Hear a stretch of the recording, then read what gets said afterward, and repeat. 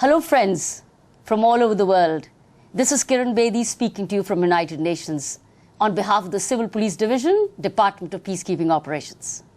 We have a very exciting film for you and I'm sure you're going to make full use of it.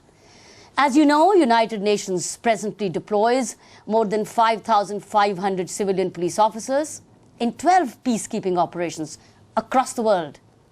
The United Nations' police officers like you from approximately 81 countries deployed in peace missions. And you want to be one of them? These police officers come from diverse backgrounds like yours and diverse policing systems, but work together towards a common goal in peacekeeping operations. The Civilian Police Division of the United Nations is responsible for supporting and advising the police component in peacekeeping operations.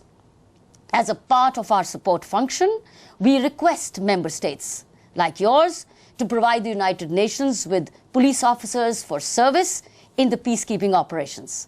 As these police officers come from diverse policing systems, and we treasure that, a standardized mechanism has been put into place to indicate the minimum standards for you expected from the police officers in member states.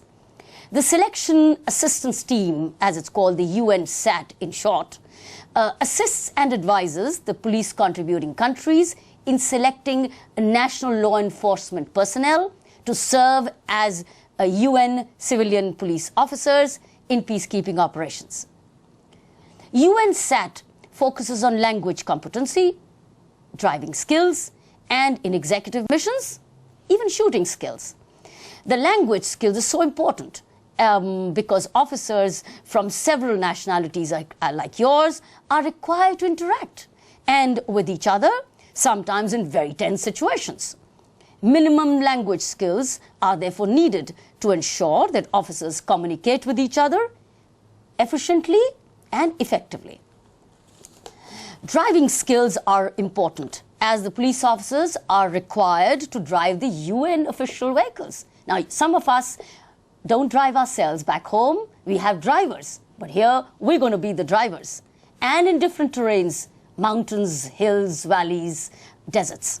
Therefore, a large part of the, well, as you know, police work is in the field, which obviously requires movement by vehicles.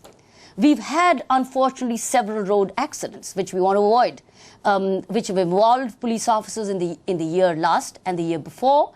Some of these accidents have unfortunately caused serious injuries and even deaths in the mission area, and we must avoid that with full driving skills available. Pre-deployment assessments by UN SAAT obviously have increased the overall efficiency and operational effectiveness of the missions by reducing the period required for the induction of the United Nations civilian police personnel and the time lost due to retests and repatriations. And we don't want to see repatriations. They don't give a good name to the member state or to the United Nations and causes huge amount of dislocation. In addition, these good selections have contributed to a smooth and expeditious deployment of police officers like you in the field. Now, this training film, which we put together for you, has been produced by us, which is the Civilian Police Division you'll be working closely with, to help member states prepare their officers according to the minimum standards expected from them. It'll be a very good tool for pre-selection training as well as pre-selection shortlisting of officers. And you may be those lucky ones. This, when used with the sample tests provided, so look at them seriously, by the police division, will go a long way in improving the performance of the officers in the assessments. I'd like to take the opportunity to thank you for being with me, for going through this film and giving me your time and giving and volunteering to work for the United Nations, and wish you a very, very safe tenure in the service of peace. And for all those invisible men, women and children who wait for us. Thank you.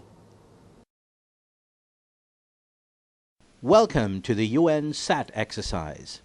In this training video, we'll introduce you to the SAAT procedure and brief you about the requirements of each assessment. The SAAT consists of 3 parts. The language assessment, which for the purposes of this presentation is English, the driving assessment, and the shooting assessment. Each of these assessments is further divided into segments. We'll show you the details of each as we walk you through this exercise. The candidates must meet the minimum requirements of each segment before being permitted to appear for the next one. If a candidate fails to meet the requirements of any assessment, he or she will not be allowed to appear for the next stage of the exercise. A word of counsel. Experience over a number of years has shown that the officers who practice the requirements of the assessments prior to the actual test do much better than those who have not practiced. All candidates should therefore aim for as much pre-selection practice as they can, as it will stand them in good stead during the actual assessment. We wish you the best of luck.